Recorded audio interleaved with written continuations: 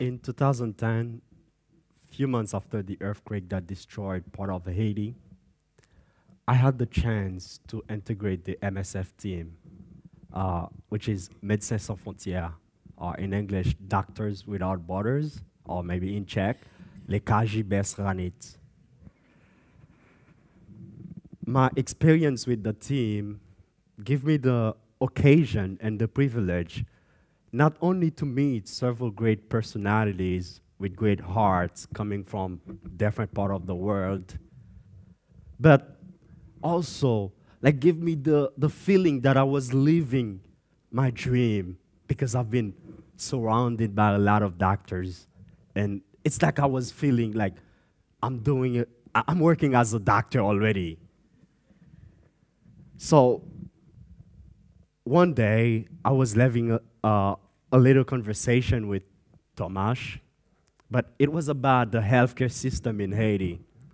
And in the middle of the conversation, he said, Lyonel, so when you become the health minister, so you should do something to change or to improve the system. I was laughing. And I say, Tom, but to be the minister of health, like, at least you should be a medical personnel. Me, I'm just a translator.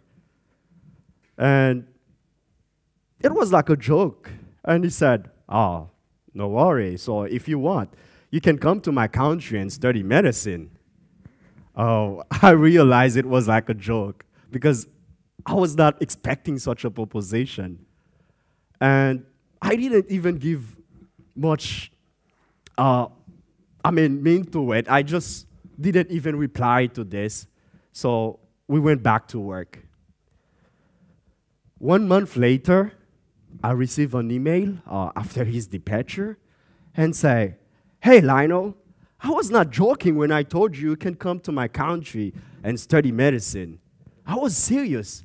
And I said, what? He was serious. This is serious. And then I took it into serious and followed all the processes step by step.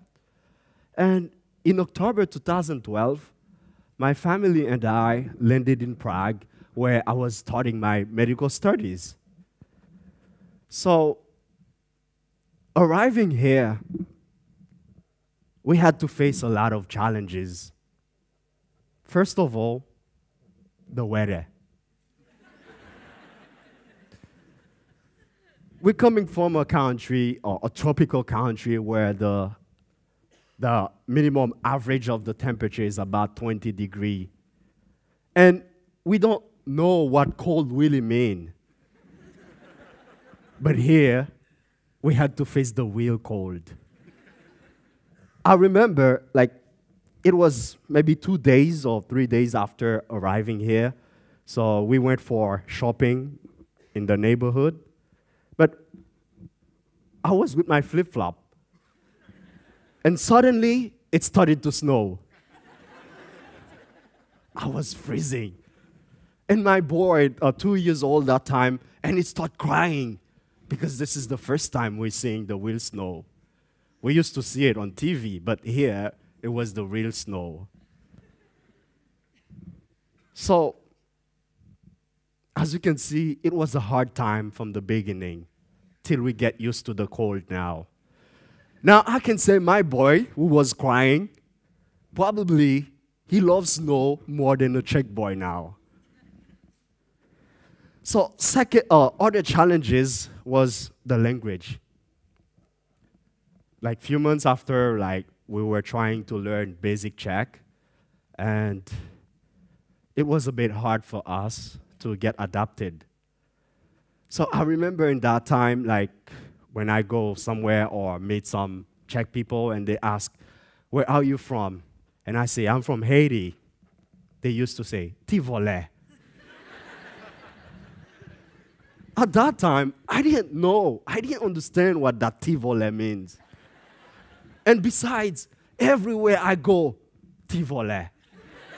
I go to play football. So jelash ti vole. I go to the pub, ti vole. Everywhere ti vole. I cannot say I speak Czech well now, or I know Czech, but I'm not surprised anymore when people say ty vole, because I even say ty vole.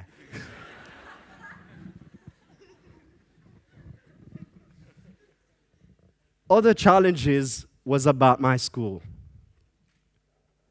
At the beginning, I was completely lost. I had no idea what was going on in most classes. And it is a kind of total different system according to what we have in Haiti. So, to tell you, I had to work twice harder in order to be in the level. And also, it took me several months to understand the system. But at the end, I successfully passed my first year. In second year, of course, there were some other challenges. I remember, like, when I failed some exams, and then when I have to tell Tom, I failed some exam, but he would say, hey, Lyonel, dinato. It's like to wake me up, and then I go back, study harder and harder, and go pass that exams. And also, at the other hand, like sometimes, Tom might have some feeling that our plan is going to end now, finish.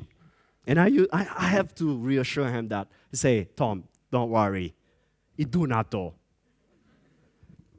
So, as you can see, it's a kind of bipolar dream. Like, I need to be supported by Tom, like sometimes wake me up, and sometimes I need to reassure him. And also, like my dream, as you can see, it's like to live that dream now, it's depend on others. So, I can say I'm living my dream. But my plan is to successfully finish my medical studies, go back to Haiti, use all my knowledge, my skills, and experience acquired here in the service of the population. I know now I'm just in the middle of my studies, and I have to face more other challenges in the future. But I will never give up. I will say and keep on saying, tak idu na to, že jo, idu na to.